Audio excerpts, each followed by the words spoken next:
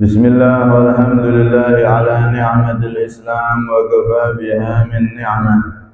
Asyhadu an la ilaha illallah wahdahu la syarika lah wa asyhadu anna sayyidana Muhammadan abduhu wa rasuluhu ila sairil ummah.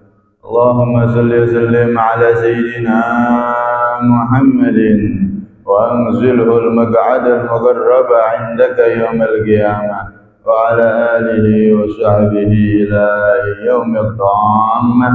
رب اشرح لي صدري ويسر لي أمري واحلل عقدة من لساني يفقه قولي سدد لساني واهد قلبي بحق سيدنا محمد النبي صلى الله عليه وسلم.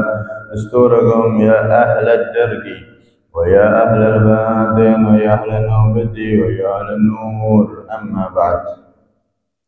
Jamaah semuanya yang dirahmati oleh Allah Subhanahu wa taala, alhamdulillah kita ditakdir dan dipilih oleh Allah Subhanahu wa taala untuk bisa kembali hadir duduk di masjid yang mulia ini. Kita niat sama-sama i'tikaf dan kita niat untuk mempelajari, menghidupkan ilmu warisan Nabi sallallahu alaihi wasallam serta mentadabburi Al-Qur'an.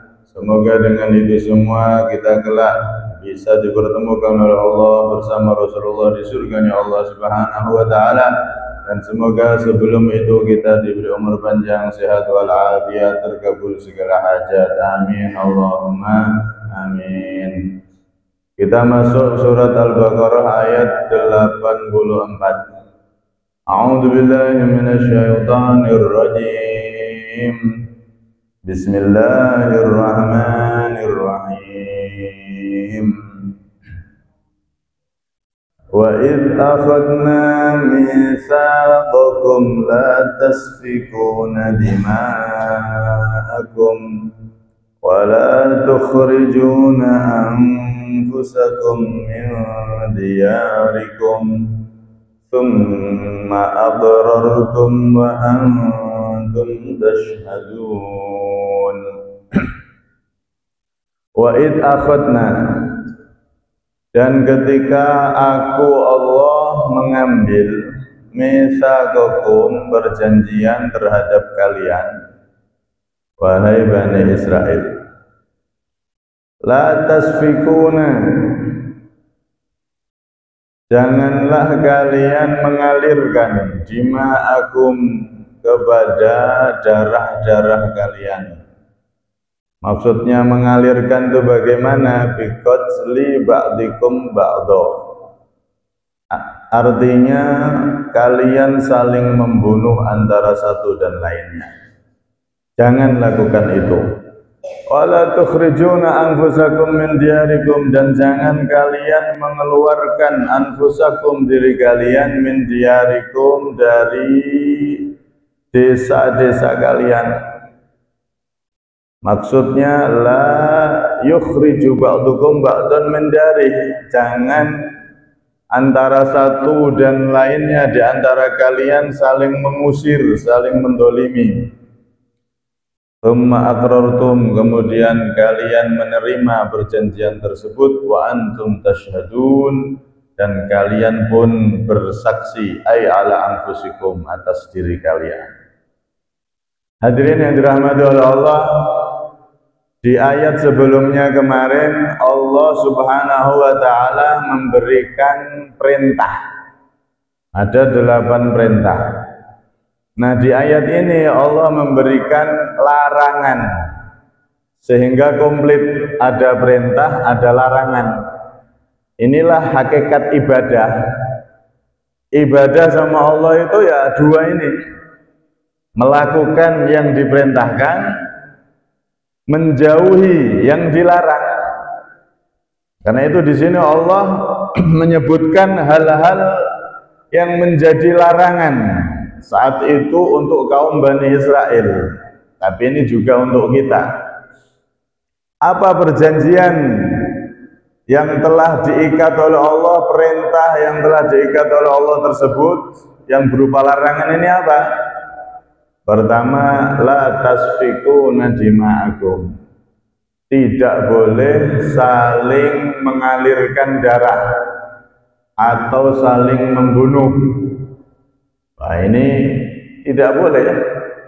Begitu juga di dalam syariat Nabi kita Muhammad SAW. Oh, ini suatu hal yang sangat besar, nggak main-main itu nyawa, sangat dihormati dalam Islam. Sampai Nabi pernah mengatakan bagaimana beliau menggambarkan betapa Islam itu sangat memuliakan nyawa manusia. Secara umum Nabi pernah mengatakan la zawalud dunya jami'an ahwanu 'ala Allahi min damin sufika bighairi haqqin. Sungguh dunia ini hancur, hilang semuanya, seisi-isinya itu lebih mudah di sisi Allah, lebih remeh di sisi Allah daripada ada suatu darah yang dialirkan tanpa kebenaran, daripada ada orang yang dibunuh padahal tidak salah. Itu lebih besar daripada hancurnya dunia seisinya. Di dalam hadis lain Nabi juga menerangkan man qatala mu'ahadan lam yarah raihatal jannah. Barang siapa yang membunuh orang non muslim yang berdamai sama kita, yang enggak musuhi kita, tetangga kita dan lain-lain, yang enggak musuhi. Nah, kalau seperti Israel musuhi Islam, ya itu wajib diperangi, wajib dibunuh. Kayak zaman Belanda penjajah musuhi bangsa kita, ya wajib diperangi kalau itu. Tapi kalau orang-orang yang di luar Islam, mereka nggak ganggu kita, tetangga kita, nggak pernah ganggu agama kita, nggak boleh kita ganggu, apalagi kok sampai bunuh. Wah, itu berat itu. Kata Rasulullah, lam yarah raihatal jannah. Kalau ada orang Islam berani membunuh tetangganya yang baik, padahal nggak pernah ganggu, tetangga non-muslimnya tadi itu dibunuh, maka orang Islam ini ancamannya nggak bisa mencium bau surga. Kalau sudah nggak bisa mencium bau surga, berarti dia jauh dari surga. Surga itu baunya udah tercium 500 tahun perjalanan. Kita berjalan selama 500 tahun baru sampai ke surga, itu berapa juta kilo ini. Itu loh, surga sudah tercium baunya dari jarak tempuh 500 tahun. Lah kalau ada orang Islam berani membunuh non-muslim tetangganya yang nggak pernah ganggu agamanya, maka orang Islam seperti ini ancamannya berat, nggak mencium bau surga. Berarti dia bagaimana itu posisinya? Ya waduh sama surga. Kalau sudah jauh dari surga, ya berarti dekat sama neraka. Naudzubillah min dzalik. Ini secara umum. Apalagi yang secara khusus, ada orang berani membunuh sesama umat Islam, sesama orang yang beriman. Wah, ini tambah berat lagi. Tambah berat lagi itu. Sampai-sampai nanti di hari kiamat itu, Pak, awwalu ma yuhasabu bil abdu as-shalah. Pertama kali yang dihisab di hari kiamat itu sholat memang. Tapi awwalu ma yuqda yaumil qiyamah ad-dima. Pertama kali yang dibales oleh Allah di hari kiamat itu urusan nyawa, urusan darah. Nek sing dihitung, sing diteliti memang sholat, tapi sing dibales pertama itu tentang urusan nyawa. Dan itu hati-hati, ya. Hati-hati dengan darah sesama muslim, hati-hati dengan urusan nyawa terhadap sesama. Jangan sembarangan di situ, berat itu tanggungannya. Itu pertama kali yang akan dibalas oleh Allah nanti adalah urusan darah, urusan nyawa. Dalam hadis Nabi juga menerangkan la zawalud dunya ahwanu 'ala Allah min qatli mu'minin bighairi haqqin. Sungguh hilangnya dunia di sisi Allah itu lebih ringan daripada seorang mukmin yang dibunuh tanpa hak. Dalam riwayat lain, lawid zitama ahlus sama'i wal ardi ala qatli mri'in la'adzabahumullah illa ayyaf'ala ma yasha. Andaikan penduduk langit dan penduduk bumi itu bersatu membunuh satu orang mukmin, maka seluruhnya akan dimasukkan ke neraka semua oleh Allah Subhanahu wa taala. Kecuali Allah kalau ngampuni, kalau mereka tobat. Ini menunjukkan sangat berat. Satu orang Islam, satu orang yang beriman dibunuh, andaikan pelakunya itu penduduk langit, penduduk bumi, semuanya jadi pelaku, maka semuanya dijebloskan semua oleh Allah ke dalam neraka. Nggak peduli, walaupun yang dibunuh cuma satu. Karena itu, ini sangat berbahaya sekali urusan tersebut, sangat berat. Saat itu pernah di Madinah ada orang yang dibunuh di zaman Nabi. Maka belum terungkap siapa pembunuhnya, Nabi naik mimbar dan Nabi menerangkan dengan tegasnya beliau, seperti tadi itu diterangkan oleh beliau bahwasanya andaikan penduduk langit dan bumi mereka semua membunuh seseorang satu aja, maka Allah akan menyiksa mereka. Maka ini adalah satu hal yang sangat-sangat besar di sisi Allah Subhanahu wa taala, sangat besar di sisi Rasulullah sallallahu alaihi wasallam. Kecuali kalau kita itu tujuannya bela diri. Jenengan jalan dirampok sama orang, bela diri, bela harta. Enggak apa-apa kalau itu. Man qutila duna malih fahuwa syahid, kata Rasulullah SAW. Kama qala. Barang siapa yang terbunuh karena membela diri, membela hartanya ketika dirampok ataupun lainnya, maka dia mati syahid. Kalau yang kasus seperti itu, walaupun perampoknya orang Islam, nggak apa-apa. Kalau dia mau bunuh kita, kita bunuh dulu dia, nggak apa-apa kalau itu. Kalau dalam kasus-kasus seperti itu, ada orang mau ganggu keluarga kita, anak perempuan kita mau diperkosa misal, sampai nggak apa-apa, bunuh orang itu. Walaupun dia muslim, nggak apa-apa, karena kita bela diri, bela kehormatan, bela harta, bela kehormatan keluarga, itu boleh, yang seperti itu. Tapi kalau cuman emosi-emosian, gara-gara kesenggol, jalan gitu kesenggol, moro-moro langsung ngamuk, menghina saya kamu, sampai langsung bunuh. Cuman kesenggol tok. Atau kadang-kadang keserempet, wis ngamuk gak karu-karuan, sampai siap untuk bunuh-bunuhan. Naudzubillah min dzalik. Hati-hati loh, nggak sembarangan ini nyawa ini.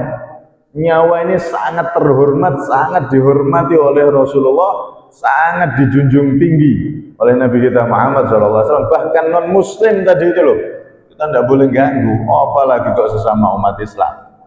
Kalau terjadi sesuatu yang salah paham atau sesuatu yang sebenarnya remeh, tidak usah dibesar-besarkan, udah ngalah atau minta maaf, selesai.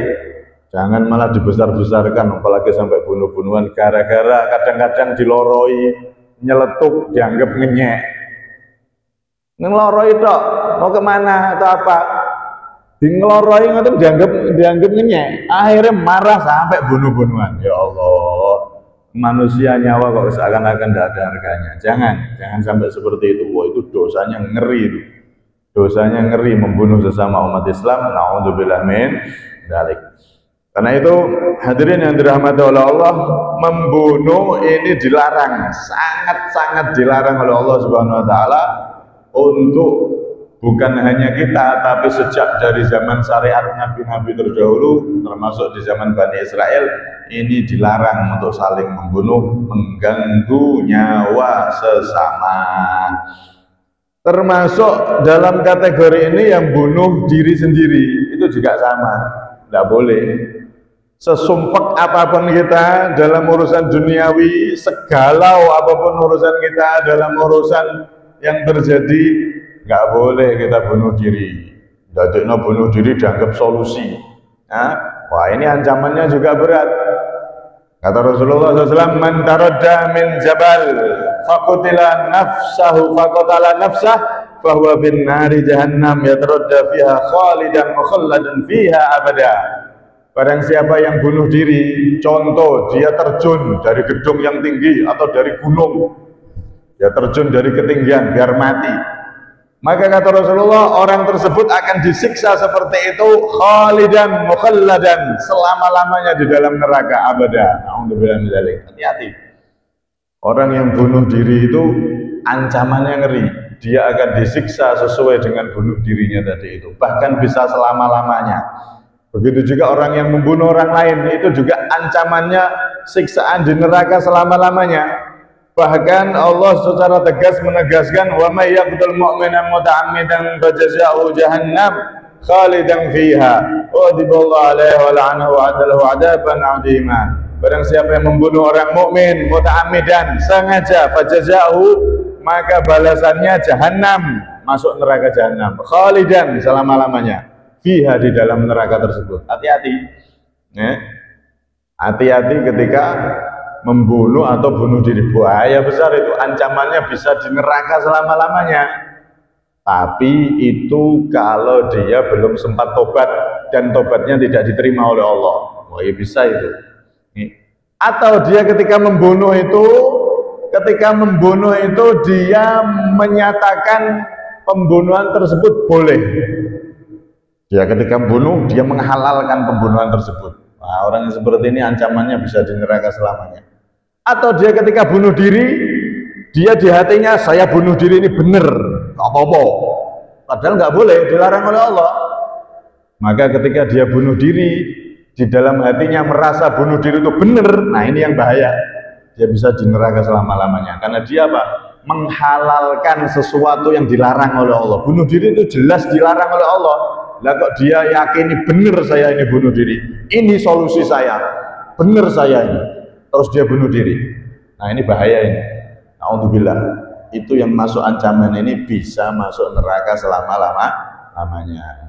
Beda kalau orang bunuh diri, dia merasa salah, saya ini salah, tapi gak kuat bunuh diri. Nah ini masih mending, itu urusan Allah itu, antara dia nanti di neraka selamanya atau diampuni oleh Allah, masih ada harapan. Atau orang membunuh, dia tahu bunuh ini salah, itu masih ada harapan. Kalau dia tobat dan diterima oleh Allah, bisa ada harapan keluar dari neraka. Tapi ya sulit, alias berbahaya juga. Hati-hati, jangan mainan nyawa, baik nyawa sendiri ataupun nyawa orang lain. Nah, karena itu hadirin yang dirahmati oleh Allah, ini akidah kita Ahlussunnah wal Jamaah, termasuk kalau ada orang bunuh diri atau membunuh, itu bisa di neraka selamanya atau tidak, maka dilihat dulu. Ketika dia membunuh atau bunuh diri tadi itu, dia merasa benar apa tidak. Kalau dia merasa benar dan dia nggak sempat bertobat, maka berbahaya, bisa di neraka selamanya. Tapi kalau dia membunuh atau bunuh diri, dia merasa salah, itu perbuatan salah, dan dia sempat tobat, maka orang yang seperti ini diharapkan masih nggak di neraka selama-lamanya. Beda sama akidah yang lain. Ada golongan itu namanya Khawarij, ada golongan namanya Mu'tazilah. Itu mereka golongan di luar Ahlussunnah wal Jamaah, mengatakan kalau ada orang melakukan dosa besar seperti membunuh, itu kafir selamanya di neraka. Wah ini bahaya ini. Langsung dinyatakan kafir selama-lamanya di neraka, nggak bisa tobat lagi sudah. Wah ngeri ini.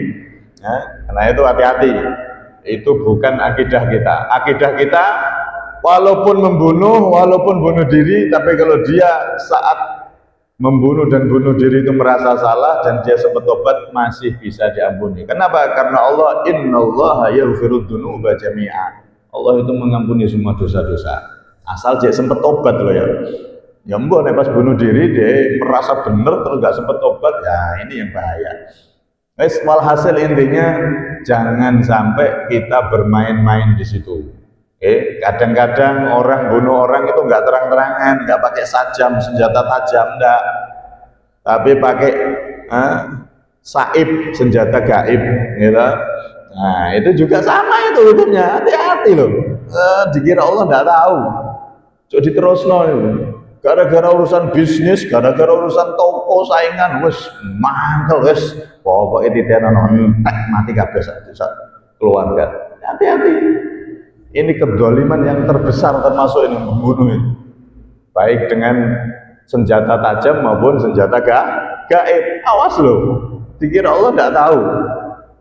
Bisa lepas di dunia, nanti di akhirat diadili pertama kali itu para pembunuh-pembunuh itu. A'udzubillah min dzalik. Kalau sudah diadili, dibalas oleh Allah pertama kali, apa yang akan terjadi? Dia termasuk golongan kloter pertama, dijebloskan ke neraka nanti di akhirat. Para pembunuh-pembunuh itu, na'udzubillah min dzalik. Karena itu hati-hati, jangan main-main. Ya, sampai ini tadi, pembunuhan ini dikategorikan balasan pertama yang akan dibalas kelak di hari kiamat, di persidangan akhirat, itu masalah ini, pembunuhan, masalah nyawa. Kalau yang lain nanti balasannya pending sih, tapi masalah nyawa ini dibalas pertama kali sama Allah. Nah, itu jangan sampai kita melakukan dosa tersebut, dan kalaupun sudah ada yang terjadi, jangan putus asa dari rahmat Allah, cepat tobat mumpung masih diberi nyawa, diberi umur. Nah, kemudian hadirin yang dirahmati oleh Allah, yang kedua, larangan Allah yang kedua di ayat ini, wala tukhrijuna anfusakum min diyarikum, jangan kalian mengusir sesama dari rumah-rumahnya, dari desanya, dari daerahnya. Ini orang Yahudi itu tahu loh, di Taurat itu ada perintah ini, jangan ngusir orang. Tapi bandelnya mereka justru menjadikan pengusiran ini istiqomah, malah digawe kayak rutinan. Setiap mereka menguasai satu daerah, usir semua. Itu lihat Palestina sampai sekarang, dari generasi ke generasi. Padahal di kitab mereka itu dilarang keras, ngusir, mendolimi orang, ngambil rumah orang, ngambil tanah orang, itu dilarang keras. Tapi malah mereka lebih keras lagi untuk melestarikan itu, melaksanakan itu. Ya Allah, bandel orang Yahudi. Sampai sekarang bisa kita lihat dengan mata kepala, lihat bagaimana orang Yahudi itu dengan congkaknya dan dengan gayanya mereka mengusir orang-orang Palestina yang mana mereka adalah penduduk asli, tuan rumahnya orang-orang Palestina, tapi diusiri sama mereka, direbut tanahnya, direbut rumahnya. Sampai detik ini berapa banyak orang-orang Palestina yang sudah diusir dari rumahnya, dari daerahnya, dari tanahnya. Na'udzubillah min dzalik. Kedoliman yang luar biasa itu, ya. Kedoliman yang luar biasa. Karena itu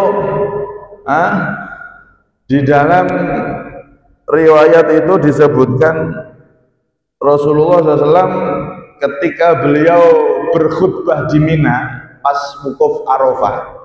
Ini kan pas musim haji, Rasulullah pas haji wukuf Arafah khutbah, berkhutbah, berceramah di Mina di wukuf Arafah nih. Di antara yang diceramahkan oleh Nabi, ala inna jima'akum wa amwalakum wa aradakum alaikum haramun ka hurmati yaumikum hada fi syahrikum hada fi baladikum hada. Ketahuilah wahai umatku, sesungguhnya darah kalian, harta kalian, kehormatan kalian itu haram, tidak boleh saling diganggu, tidak boleh saling mengganggu. Seperti haramnya hari ini, maksudnya apa itu, kemuliaan hari ini dan kemuliaan bulan ini, bulan kalian ini, dan kemuliaan baladikum hada, negeri kalian ini, yakni Mekah. Jadi koyok mulyone Mekah, koyok mulyone bulan Dzulhijjah yang menjadi bulan haji. Haji adalah rukun Islam penyempurna, dan seperti mulianya hari Arafah. Disebutkan dalam riwayat itu, khairu yaumin tola'at alaihi syamsu yaumu Arafah. Hari terbaik yang disinari oleh matahari adalah hari Arafah. Tidak ada yang melampaui kehebatan hari Arafah, tanggal 9 Dzulhijjah. Setelah itu besoknya nyembelih kurban. Itu hari Arafah, itu hari mulia. Kita yang enggak haji disunahkan untuk puasa Arafah, bisa melebur dosa tahun ini dan tahun yang akan datang. Tahun ini dosa yang sudah lewat dilebur oleh Allah, diampuni oleh Allah. Dosa yang akan datang setahun yang akan datang yang belum kita lakukan itu sudah disiapkan ampunan oleh Allah.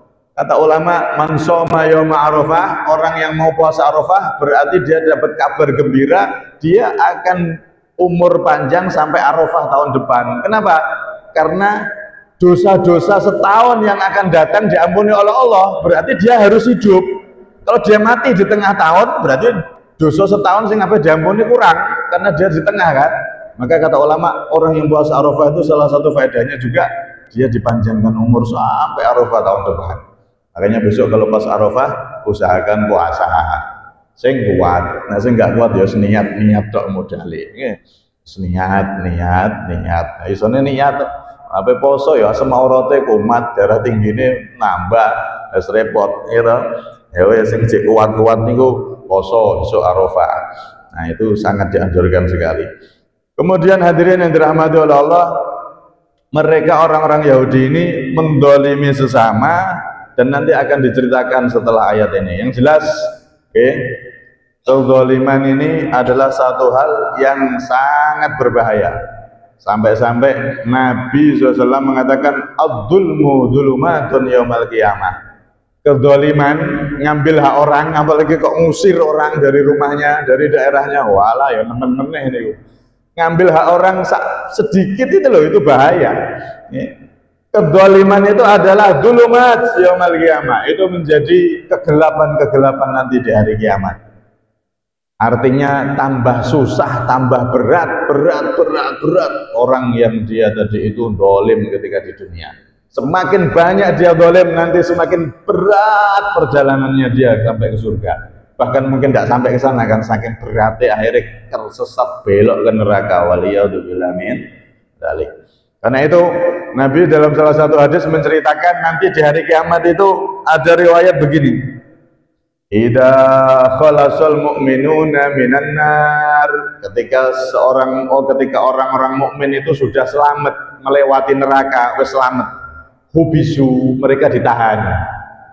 Bikontorotin, di satu jembatan. Bainal jannati wan nar, antara surga dan neraka. Mereka ditahan di situ, terus melewati neraka, tapi ditahan, nggak boleh masuk surga. Ditahan di satu jembatan, kata Rasulullah. Fayataqasuna ma'dhalima bainahum fid dunya. Maka saat itu diperiksa siapa yang masih punya kedoliman antara sesama ketika hidup di dunia. Hatta idza naqau wa dhahabu udina lahum bidukhulil jannah. Kalau sudah diperiksa, oh loh ini enggak ada yang dolim, baru lolos, silakan lanjutkan perjalanan masuk ke surga. Tapi nek diperiksa, kedoliman itu diperiksa ternyata masih ada, ya wis dideportasi, dilusuruh balik, bisa masuk neraka. Waliyadzubillah min dzalik. Suf, lihat ini, kedoliman itu diperiksa pertama ketika hari kiamat dan diperiksa terakhir ketika mau masuk surga. Saking Allah itu perhatian sama yang namanya kedoliman ini, jangan sampai seenaknya sendiri manusia ini. Awal masuk hari kiamat yang dibales kedoliman, terakhir mau masuk surga yang diperiksa kedoliman. Subhanallah. Karena itu hati-hati ini masalah kedoliman ini. Ngambil haknya orang, apalagi pejabat, korupsi kok sampai MM-an, sampai triliun-triliun. Ya Allah, kaboten nggone niki. Duwite nggone kaboten. Na'udzubillah min dzalik. Jangankan MM-an, ya Allah, satu buah itu loh. Itu nanti bisa jadi batu yang bisa memelesetkan kita untuk masuk neraka. Sak buah. Buah cilik, apa buah sawit. Apalagi yang lain yang lebih besar dari itu, kayak orang-orang Yahudi yang ngusir dari rumah dan lain-lain. Ya Allah, itu mereka orang-orang yang sungguh berani sekali itu. Orang-orang yang seperti itu seakan-akan nggak mati, nggak ilang dino kiamat nanti. Karena itu Rasulullah diteruskan sampai beliau sumpah begini, fawalladzi nafsu Muhammadin biyadihi la ahaduhum bimanzilihi adallu minhu fid dunya. Sumpah demi Allah yang jiwaku ada di kekuasaannya, setiap dari mereka itu sudah tahu, sudah lihat mana rumah dia, tempatnya dia di surga. Wes ketok, kowe kae tempatku, wes seneng, wes sampai mlebu, di stop sik.